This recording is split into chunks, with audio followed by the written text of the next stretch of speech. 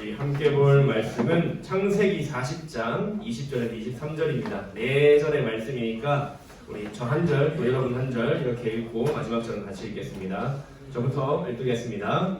제3일은 바로의 생일이라 바로가 그의 모든 신하를 위하여 잔치를 베풀 때 술 맡은 관원장과 떡 굽는 관원장에게 그의 신하들 중에 머리를 들게 하니라.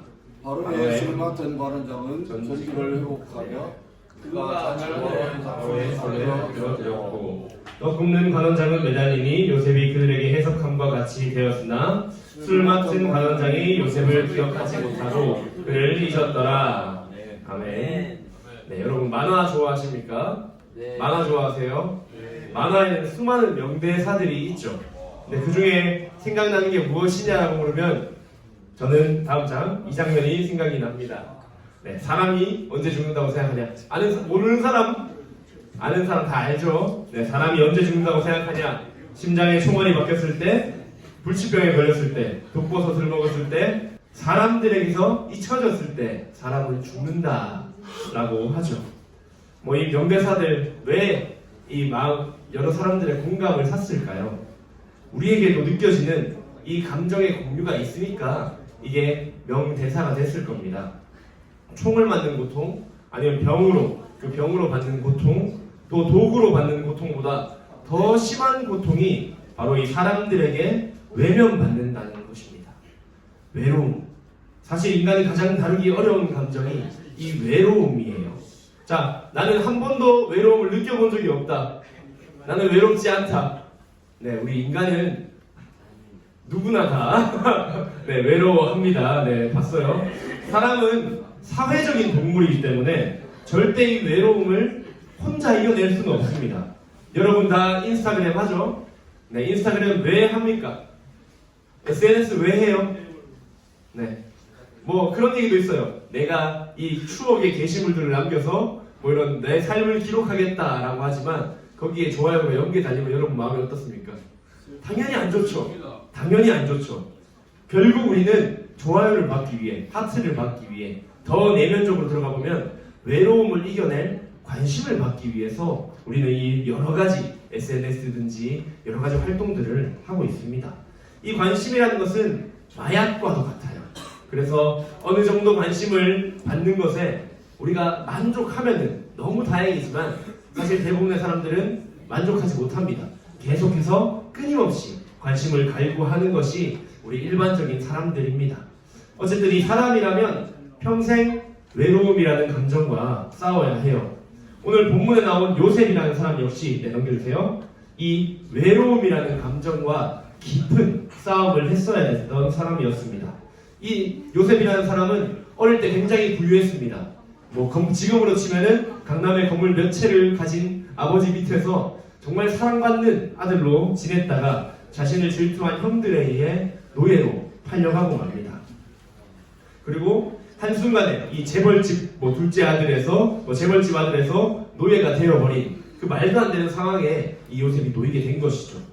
견딜 수 없는 외로움 속에서 참고 견디며 어느 정도 이겨냈습니다. 그래서 자신이 팔려갔던 보디발이라고 하는 장군 집에 그래도 어느 정도 높은 계급의 노예가 됐습니다. 네, 노예는 노예인데 노예를 다스리고 가사일을 다스리는 사람이 됐습니다. 상황이 좀 나아졌다 싶으니까 다른 문제가 또 오기 시작했습니다.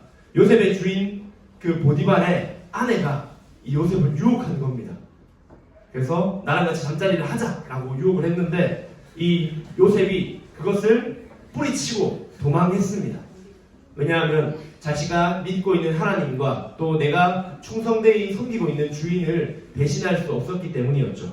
그래서 그 결과, 정결함을 지킨 결과는 바로 옥살이였습니다. 이렇게 최악의 인생 속에서 이 요셉은 옥살이를 하고 있던 와중에 하나의 돌파구를 보고 맙니다. 바로 요셉이 있던 감옥에 왕의 술을 맡은 사람, 왕의 술감별사와 왕의 떡을 굽는 그 두 명의 사람이 함께 이 감옥에 있게 된 겁니다. 그래서 이들은 애굽 왕의 음식을 담당하는 사람들이었기 때문에 굉장히 높은 권력을 가지고 있던 사람이었습니다. 그런데 누명을 씌워서 둘 다 이 감옥에 들어오게 되었죠. 권력층이었고 왕의 최측근들이었습니다. 그들이 밤에 이상한 꿈을 꾸었는데 그 꿈의 내용을 요셉에게 말해 주었고 요셉은 그 꿈의 내용을 해석해 주었습니다. 어떻게 보면 빚을 지게 했죠. 그래서 이 떡 굽는 관원장, 다시 말해 음식 만드는 관원장은 죽게 되었고 이 술을 만들던 사람은 다시 복직해서 바로왕 옆에서 다시 일하게 되었습니다. 신기하게 돼요. 그런데 그 소식을 들은 요셉의 마음은 어땠을까요? 내가 그래도 이 사람의 말도 들어주고 감옥에서도 좀 내가 친절하게 대해주고 그리고 이 사람도 약속했거든요. 내가 나중에 나가게 되면 너를 꼭 왕에게 말해서 네 누명을 벗게 해줄게 라고 약속하고 나간 사람이거든요. 그런데 어땠다고 오늘 말씀에 나와 있는데 넘겨주세요. 네, 오늘 말씀에 나와 있습니다. 23절 우리 다시 한번 읽어보겠습니다. 시작! 술 맡은 관원장이 요셉을 기억하지 못하고 그를 잊었더라. 네, 자기가 받은 은혜는 싹 씻어버리고 그냥 그를 잊었다라고만 나옵니다. 약 2년가량을 그를 잊고 살았습니다. 사람들은 효용 가치가 없으면 잘 잊어버려요. 안타깝게도 대부분의 사람들이 자기에게 필요할 때는 막 달라붙고 막 친한 척하고 막 너에게 관심을 요구하는 것 같은데 필요한 게 떨어지면 다 사라집니다.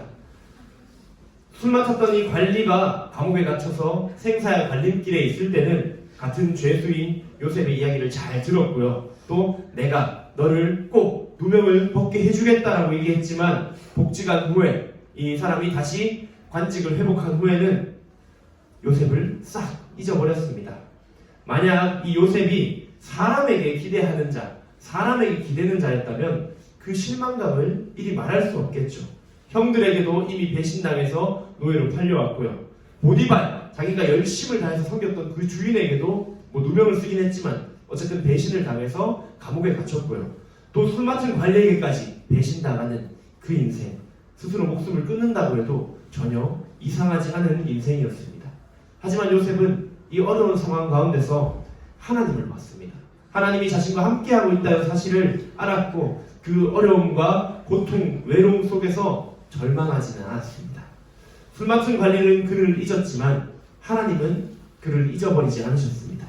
관리를 포함한 그 애굽의 모든 사람들은 요셉을 작고 보잘것없는 노예의 일명 정도로 봤겠지만 하나님만은 그를 하나님의 아들로서 보고 있었다는 것이죠.